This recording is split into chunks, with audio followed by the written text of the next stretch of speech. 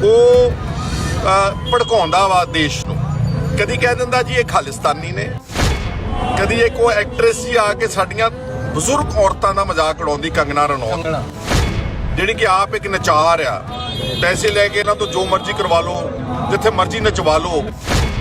90 ਸਾਲ ਦੀਆਂ ਬੀਬੀਆਂ ਸੰਘਰਸ਼ 'ਚ ਹਿੱਸਾ ਪਾ ਰਹੀਆਂ ਨਾ, ਜਿਨ੍ਹਾਂ ਦੇ ਕੁੱਬ ਨਿਕਲੇ ਹੋਏ ਨੇ, ਉਹਨਾਂ ਨੂੰ ਕਹਿੰਦੀ ਜੀ ਇਹ ਦਿਹਾੜੀ ਤੇ ਲੈ ਕੇ ਆਉਂਦੇ ਨੇ। ਆ ਤੁਹਾਨੂੰ ਦਿਹਾੜੀਦਾਰ ਲੱਗਦੇ ਨੇ ਨਜ਼ਰ ਜਿਹੜੇ ਲੋਕ ਬੈਠੇ ਨੇ। ਕਾਫੀ ਵੱਡਾ ਜੱਥਾ ਇਹ ਲੈ ਕੇ ਆਏ ਨੇ। ਤਾਂ ਅਸੀਂ ਜੇ ਹੋਰ ਕੁਝ ਨਹੀਂ ਕਰ ਸਕਦੇ, ਘੱਟੋ ਘੱਟ ਅਸੀਂ ਇਹਨਾਂ ਦੇ ਪਿੱਛੇ ਹੌਸਲਾ ਅਫਜ਼ਾਈ ਤਾਂ ਕਰ ਸਕਦੇ ਨਾ। ਅਸੀਂ ਜਿੰਨੇ ਜੋਗੇ ਵੀ ਆ, ਮੈਂ ਔਰ ਮੇਰੇ ਕੁਝ ਅੱਛੇ ਮਿੱਤਰ, ਕੁਝ ਅੱਛੇ ਰਿਸ਼ਤੇਦਾਰਾਂ ਨੇ, ਅੱਜ ਅਸੀਂ ਕੁਝ ਸਮੱਗਰੀ ਲੈ ਕੇ ਇੱਥੇ, ਕਿਉਂਕਿ ਪਤਾ ਨਹੀਂ ਕਿੰਨੀ ਦੇਰ ਬਹਿਣਾ ਪੈਣਾ ਇਹਨਾਂ ਨੂੰ, ਅਸੀਂ ਇਹਨਾਂ ਵਾਸਤੇ ਕੁਝ ਸਮਾਨ ਲੈ ਕੇ ਆ। ਉਹ ਕੋਈ ਆਸਾਨ ਨਹੀਂਗਾ, ਉਹ ਵੈਸੇ ਹੀ ਸਾਡਾ ਫਰਜ਼ ਆ, ਸਾਰੇ ਪੰਜਾਬ ਦੇ ਲੋਕਾਂ ਦਾ ਫਰਜ਼ ਆ। ਉਹ ਅਸੀਂ ਇੱਥੇ ਪਹੁੰਚ ਕੇ ਤੇ ਇਹਨਾਂ ਦੀ ਇਮਦਾਦ, ਹੌਸਲਾ ਅਫਜ਼ਾਈ। ਸਾਡੇ ਪਿੱਛੇ ਇਸ ਵਕਤ ਨਿਤਨੇਮ ਹੋ ਰਿਹਾ ਵਾ, ਰਹਿ ਰਾਸ ਦਾ ਪਾਠ ਕਰ ਰਹੇ ਨੇ। ਮੈਂ ਜਦੋਂ ਦਾ ਆਇਆ, ਮੈਨੂੰ ਹੁਣ ਤਕਰੀਬਨ ਕਾਫੀ ਦੇਰ ਹੋ ਗਈ ਆ, ਲਗਾਤਾਰ ਉੱਥੇ ਪਾਠ ਚੱਲ ਰਿਹਾ। ਤੁਸੀਂ ਸ਼ਾਇਦ ਪਿੱਛੇ ਦੇਖ ਵੀ ਸਕਦੇ, ਇੱਕ ਵਾਰੀ ਪਿੱਛੇ ਘੁਮਾਇਓ ਲਾਈਟ ਵੀ ਜਰਾ। ਨਿਤਨੇਮ ਦਾ ਪਾਠ ਚੱਲ ਰਿਹਾ ਵਾ, ਤੁਸੀਂ ਦੇਖ ਲਓ। ਜਿਹੜੇ ਇਸ ਦੇਸ਼ ਦੇ ਟੀਵੀ ਵਾਲੇ, ਇੱਧਰ ਲਿਆਓ ਲਾਈਟ, ਜਿਹੜੇ ਇਸ ਦੇਸ਼ ਦਾ ਸ਼ਰਾਰਤੀ ਟੀਵੀ ਹੈ ਨਾ, ਜਿਹਨੂੰ ਹੁਣ ਲੋਕਾਂ ਨੇ ਨਾਮ ਦੇ ਦਿੱਤਾ ਗੋਦੀ ਮੀਡੀਆ, ਉਹ ਭੜਕਾਉਂਦਾ ਵਾ ਦੇਸ਼ ਨੂੰ। ਕਦੀ ਕਹਿ ਦਿੰਦਾ ਜੀ ਇਹ ਖਾਲਿਸਤਾਨੀ ਨੇ, ਕਦੀ ਕਹਿ ਦਿੰਦੇ ਜੀ ਇਹ ਹੈਗੇ ਨੇ, ਕੀ ਕਹਿੰਦੇ, ਹੁੱਲੜਬਾਜ਼ ਨੇ, ਬੀਜੇਪੀ ਦੇ ਆਗੂ। ਕਦੀ ਇੱਕ ਉਹ ਐਕਟਰੈਸ ਹੀ ਆ ਕੇ ਸਾਡੀਆਂ ਬਜ਼ੁਰਗ ਔਰਤਾਂ ਦਾ ਮਜ਼ਾਕ ਉਡਾਉਂਦੀ, ਕੰਗਨਾ ਰਣੌਤ, ਜਿਹੜੀ ਕਿ ਆਪ ਇੱਕ ਨਚਾਰ ਆ। ਪੈਸੇ ਲੈ ਕੇ ਇਹਨਾਂ ਤੋਂ ਜੋ ਮਰਜ਼ੀ ਕਰਵਾ ਲਓ, ਜਿੱਥੇ ਮਰਜ਼ੀ ਨਚਵਾ ਲਓ। ਇਸ ਤਰ੍ਹਾਂ ਦੀ ਔਰਤ ਨੂੰ ਵੀ ਇਹਨੂੰ ਹਿੰਮਤ ਆ, ਜਿਹੜੀਆਂ ਸਾਡੀਆਂ 90 ਸਾਲ ਦੀਆਂ ਬੀਬੀਆਂ ਸੰਘਰਸ਼ 'ਚ ਹਿੱਸਾ ਪਾ ਰਹੀਆਂ ਨਾ, ਜਿਨ੍ਹਾਂ ਦੇ ਕੁੱਬ ਨਿਕਲੇ ਹੋਏ ਨੇ, ਉਹਨਾਂ ਨੂੰ ਕਹਿੰਦੀ ਜੀ ਇਹ ਦਿਹਾੜੀ ਤੇ ਲੈ ਕੇ ਆਉਂਦੇ ਨੇ। ਆ ਤੁਹਾਨੂੰ ਦਿਹਾੜੀਦਾਰ ਲੱਗਦੇ ਨੇ ਨਜ਼ਰ ਜਿਹੜੇ ਲੋਕ ਬੈਠੇ ਨੇ। ਸ਼ਰਮ ਨਹੀਂ ਆਉਂਦੀ ਸਾਡੇ ਇਸ ਦੇਸ਼ ਦੇ ਅਮੀਰ ਬੰਦਿਆਂ ਨੂੰ। ਆ ਜਿਹੜਾ ਮੀਡੀਆ ਨੈਸ਼ਨਲ ਹੈ, ਇਹਨਾਂ 'ਚ ਹੁਣ ਇੰਨੀ ਹਿੰਮਤ ਨਹੀਂ ਗੀ ਕਿਸੇ ਇੱਕ ਵਿਅਕਤੀ ਦਾ ਨਾ ਬਿਆਨ ਚੱਕ ਕੇ। ਉਹ ਬੰਦੇ ਨੇ ਅੱਕੇ ਥੱਕੇ ਨੇ, ਉਹਨੇ ਕਿਹਾ ਵੀ ਜੇ ਇਦਾਂ ਨਹੀਂ ਮੰਨਣਾ ਤੇ ਫਿਰ ਦੂਜੇ ਤਰ੍ਹਾਂ ਸੋਧਾਂਗੇ ਮੋਦੀ ਨੂੰ ਜਾਂ ਫਲਾਣੇ ਨੂੰ। ਉਹ ਇੱਕ ਬਿਆਨ ਚੱਕ ਲਿਆ ਇੱਕ ਬੰਦੇ ਦਾ। ਆ ਰੋਜ਼ ਇੱਥੇ ਧਰਨਾ ਲੱਗਦਾ ਵਾ, ਆਹ ਲੱਖਾਂ ਦੀ ਤਾਦਾਦ ਵਿੱਚ, ਹਜ਼ਾਰਾਂ ਟਰਾਲੀਆਂ, ਕਈ ਕਿਲੋਮੀਟਰ ਲੰਬਾ ਧਰਨਾ ਲੱਗਿਆ। ਉੱਥੇ ਨਹੀਂ ਦਿਖਾਇਆ ਵੀ ਉਹਦੇ ਪੁੱਤਾਂ ਨੇ,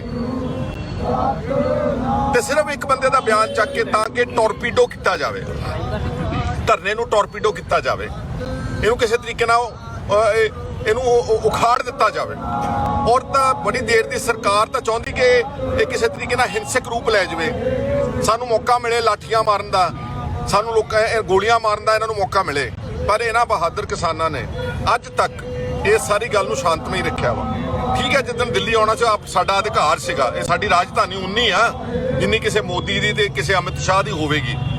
ਉਦੋਂ ਇਹਨਾਂ ਦਾ ਆਉਣ ਦਾ ਅਧਿਕਾਰ ਸੀ। ਇਹਨਾਂ ਨੇ ਬੈਰੀਅਰ ਸਾਰੇ ਭੰਨ ਤੋੜ ਕੀਤੀ, ਪਰ ਇਹਦੇ ਬਾਵਜੂਦ ਵੀ ਕਿਸੇ ਵਿਅਕਤੀ ਦੇ ਕੋਈ ਸੱਟ ਭੇਟ ਨਹੀਂ ਲੱਗਣ ਦਿੱਤੀ, ਕੋਈ ਪਬਲਿਕ ਪ੍ਰਾਪਰਟੀ ਨੂੰ ਡੈਮੇਜ ਨਹੀਂ ਕੀਤਾ। ਵੈਸੇ ਵੀ ਪੰਜਾਬ ਦੇ ਲੋਕਾਂ ਨੂੰ ਸਾਡੇ ਗੁਰੂ ਸਾਹਿਬਾਨ ਸਿਖਾ ਕੇ ਗਏ ਨੇ, ਇਹ ਤਾਂ ਹਰ ਵੇਲੇ ਸਰਬੱਤ ਦਾ ਭਲਾ ਮੰਗਦੇ ਨੇ। ਇਹਨਾਂ ਨੇ ਤਾਂ ਭਾਈ ਕਨਈਏ ਦਾ ਰੋਲ ਅਦਾ ਕੀਤਾ। ਜਿਹੜੇ ਲੋਕ ਸਾਡੇ ਤੇ ਲਾਠੀਆਂ ਚਲਾਉਂਦੇ ਨੇ, ਜਿਹੜੇ ਪਾਣੀ ਦੇ ਪੁਛਾੜਾ ਮਾਰਦੇ ਨੇ, ਉਹਨਾਂ ਨੂੰ ਵੀ ਲੰਗਰ ਛਕਾਇਆ ਵਾ।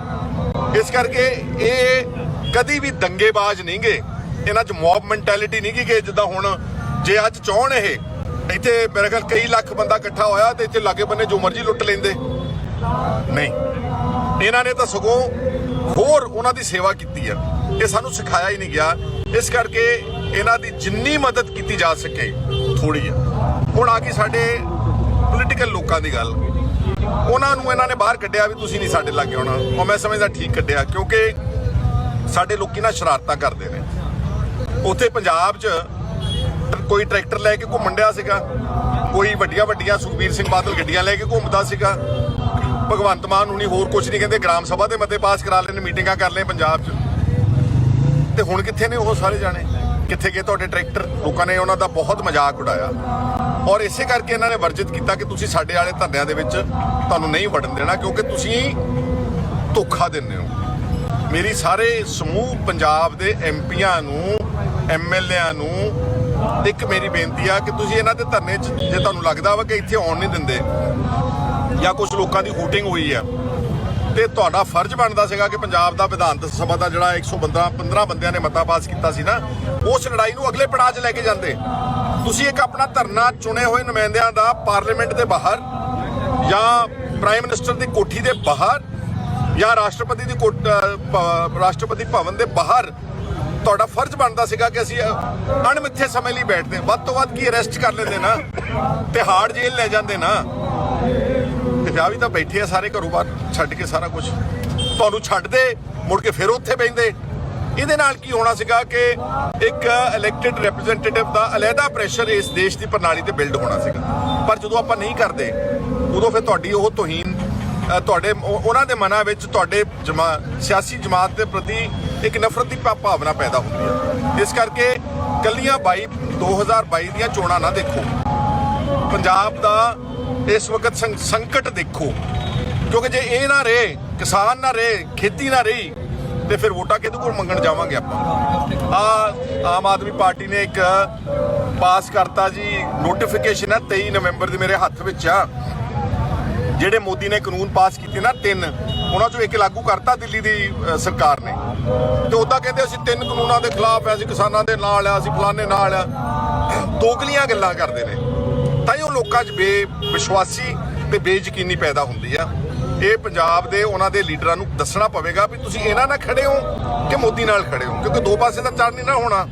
ਦੋ ਬੇੜੀਆਂ ਵਿੱਚ ਸਵਾਰ ਹੋਵਾਂਗੇ ਤਾਂ ਨੁਕਸਾਨ ਹੀ ਹੁੰਦਾ ਵਾ। ਜੇ ਉਹਦੇ ਵੱਲ ਹੋਣਾ ਤਾਂ ਚੱਜ ਨਾਲ ਦੱਸ ਦਿਓ।